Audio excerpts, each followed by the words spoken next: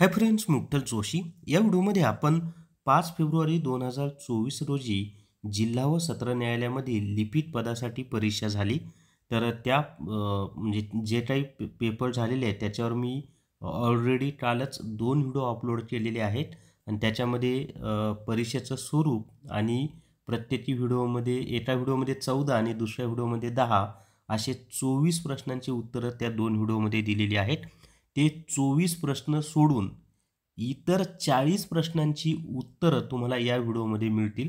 विद्यार्थ्यांनी मला काल दिवसभरामध्ये जी वेगवेगळी माहिती पाठवली, भरपूर विद्यार्थ्यांनी माहिती पाठवली माझ्या. तर त्या विद्यार्थ्यांनी पाठवलेल्या माहितीचं ॲनालिसिस करून हे 40 प्रश्न कालच विचारलेले आहेत. त्याची उत्तरं मी तुम्हाला देत आहे. कालच्या 2 व्हिडिओमध्ये याच्यातला एकही प्रश्न नव्हता. चला तर मग आता आपण त्या 40 प्रश्नांची उत्तरं पाहूयात. जर तुम्हाला जिल्हा न्यायालय भरतीसाठी ई-बुक घ्यायचा असेल तर प्ले स्टोअरवरून विठ्ठल जोशी ॲप डाउनलोड करा आणि जिल्हा न्यायालय भरती ई-बुक विकत घ्या.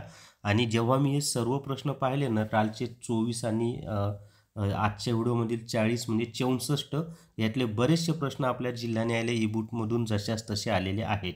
चला तर मग आता आपण प्रश्नांची उत्तरं पाहूयात. तर या ठिकाणी पहा, डिस्ट्रिक्ट कोर्ट पेपर 40 प्रश्न 5 फेब्रुवारी 2024.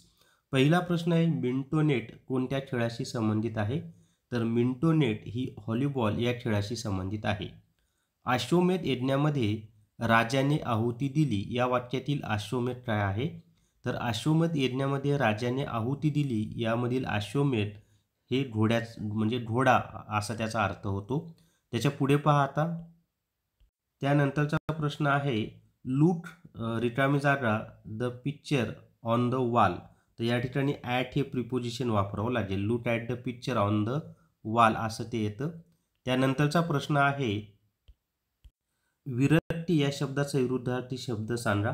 तर विरक्ती या शब्दाचा विरुद्धार्थी शब्द आसक्ती असा आहे. स्वतःशी केलेल्या संभाषणाला काय म्हणतात? तर स्वतःशी केलेल्या संभाषणाला सोडत असे म्हणतात.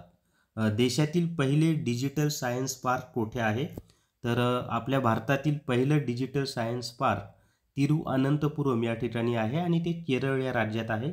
माननीय पंतप्रधान नरेंद्र मोदी यांनी तिथे त्याचं उद्घाटन केलेलं आहे.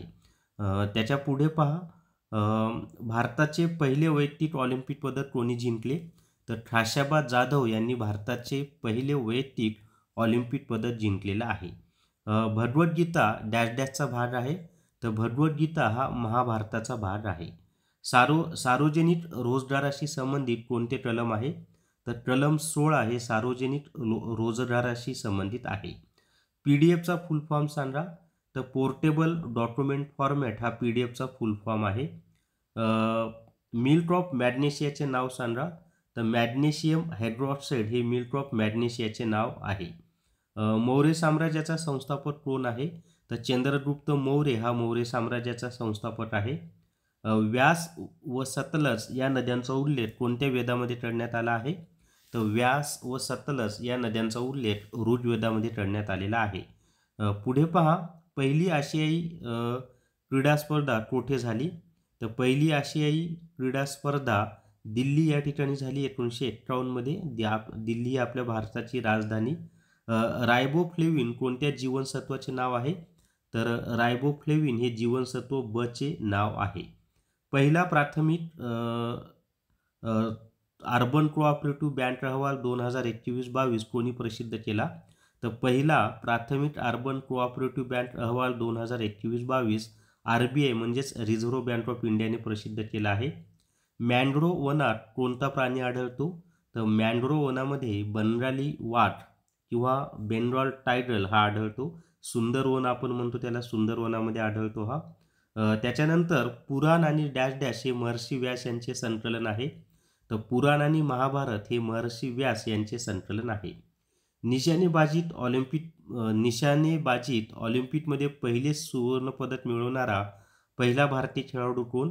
तर अभिनव बिंद्रा हा निशाणेबाजीत पहिलं सुवर्णपदक मिळवणारा पहिला भारतीय आहे. 75 वर्षे पूर्ण झाले म्हणून काय साजरे करतात? तर 75 वर्षे पूर्ण झाले म्हणून अमृत महोत्सव साजरा केला जातो. आता याच्यामध्ये एक लक्षात ठेवा की इतर महोत्सव पण लक्षात ठेवा, 25 वर्षाचा, 100 वर्षाचा, 50 वर्षाचा.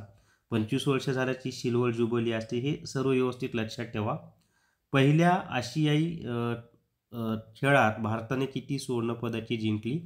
तर पहिल्या आशियाई क्रीडा स्पर्धेत भारत हा दुसऱ्या स्थानी होता. त्याच्यामध्ये त्यांनी 15 सुवर्ण आणि 16 रौप्य पदके जिंकली. तर आपल्याला सुवर्ण पदक विचारलं होतं, तर 15 सुवर्ण पदके जिंकली आणि 16 रौप्य अशी एकूण 31 पदके जिंकली होती. गाडगे महाराज ठापरातून पाणी प्यायचे, इथं ठापरातून पाहिजे, इथं ठापर आतून झाले, ते ठापरातून पाहिजे. गाडगे महाराज ठापरातून पाणी प्यायचे या वाक्यातील प्रयोग ओळखा. तर या वाक्याचा जो प्रयोग आहे ना, तो आहे कर्तरी प्रयोग. राज्यघटनेचे पदसिद्ध अध्यक्ष कोण असतात? तर भारताचे उपराष्ट्रपती हे राज्यघटनेचे पदसिद्ध अध्यक्ष असतात. भारतीय राज्यघटनेतील मूलभूत कर्तव्ये कोणत्या देशाकडून घेतली आहेत? तर भारतीय राज्यघटनेतील मूलभूत कर्तव्ये रशियाच्या राज्यघटनेकडून घेतलेली आहेत. कोणत्या जीवनसत्वाच्या अभावामुळे रक्तस्राव थांबत नाही? तर जीवनसत्व केच्या अभावामुळे रक्तस्राव थांबत नाही किंवा जीवनसत्व के रक्तस्राव थांबण्यास मदत करतं. बास्केटबॉलमध्ये किती खेळाडू असतात? तर बास्केटबॉलमध्ये 5 खेळाडू असतात. प्राचीन साहित्य कोणते आहे? म्हणजे आपल्याला सर्वात प्राचीन वेद कोणता असं म्हणतो की नाही, तर प्राचीन साहित्य कोणते? आणि ऑप्शनमध्ये ऋग्वेद, यजुर्वेद, सामवेद, अथर्ववेद असं होतं. तर ऋग्वेद हे त्याचं उत्तर आहे. आर्य चाणक्य यांनी कोणता ग्रंथ लिहिला? तर आर्य चाणक्य यांनी अर्थशास्त्र हा ग्रंथ लिहिलेला आहे. 105वी घटना दुरुस्ती कधी लागू झाली? तर 15 ऑगस्ट 2021 मध्ये. आणि जे SCBC आहे की नाही, सोशली आणि इकॉनॉमिकली बॅकवर्ड क्लास, त्याच्याशी संबंधित आहे ही. कोणत्या घटना दुरुस्तीने 10 मूलभूत कर्तव्यांचा समावेश राज्यघटनेत करण्यात आला? तर 42व्या घटना दुरुस्तीने 10 मूलभूत कर्तव्यांचा समावेश राज्यघटनेत करण्यात आला. त्याच्या पुढे पाहूयात आपण आता. अजून 10 प्रश्न आपल्याला पाहायचे आहेत. स्मार्ट स्टडी पब्लिकेशन नांदेड यांनी लेटेस्ट TCS 78 प्रश्नपत्रिका संचे, तसंच लेटेस्ट TCS 79 प्रश्नपत्रिका संचे आणि TCS इंग्रजी व मराठी प्रश्नसंच ही 3 पुस्तकं प्रसिद्ध केलेली आहेत. ही तिन्ही पुस्तकं सर्व पुस्तकांच्या दुकानावर तसंच Amazon आणि फ्लिपकार्टवर उपलब्ध आहेत. तर स्मार्ट स्टडी पब्लिकेशन नांदेड यांनी ही 3 पुस्तकं प्रसिद्ध केलेली आहेत. पुढचा प्रश्न आहे, आर्थिक साक्षरता सप्ताह 2023ची थीम काय होती? तर आर्थिक साक्षरता सप्ताह 2023ची थीम चांगले आर्थिक वर्तन तुमचे तारणहार ही होती. आणि आर्थिक साक्षरता सप्ताह हा 13 ते 17 फेब्रुवारी 2023 या दरम्यान झाला. RBI मार्फत तो साजरा करण्यात आला. उंट व उंदीर हे प्राणी कोणत्या वनात आढळतात? तर उंट व उंदीर हे प्राणी काटेरी वनामध्ये आढळतात, वाळवंटामध्ये. आसाम राज्यात लोकसभेची सदस्य संख्या किती आहे? तर आसाम राज्यात लोकसभेची सदस्य संख्या ही 14 आहे. मानवी आहारात ऊर्जेचा मुख्य स्रोत कोणता आहे? तर मानवी आहारामध्ये ऊर्जेचा मुख्य स्रोत कर्बोदके आहेत. व्हॉलीबॉलच्या नेटची लांबी किती असते? तर पुरुषांसाठी 2.43 मीटर म्हणजे 7.97 फूट आणि महिलांसाठी 2.24 मीटर म्हणजेच 7.35 फूट. हिवाळ्यात पडणारा पाऊस कोणत्या पिकांसाठी उपयुक्त असतो? तर हिवाळ्यात पडणारा पाऊस हा रब्बी पिकांसाठी उपयुक्त असतो. अखिल भारतीय कबड्डी महासंघाची स्थापना केव्हा झाली? तर अखिल भारतीय कबड्डी महासंघाची स्थापना 1950 मध्ये झाली आणि आंतरराष्ट्रीय कबड्डी महासंघाची स्थापना 2004 मध्ये झाली. दोन्हीमधला फरक समजून घ्या.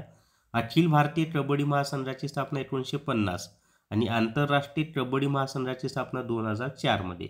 सुत्तपिटक कोणी लिहिले? तर आनंद यांनी लिहिलेले आहेत.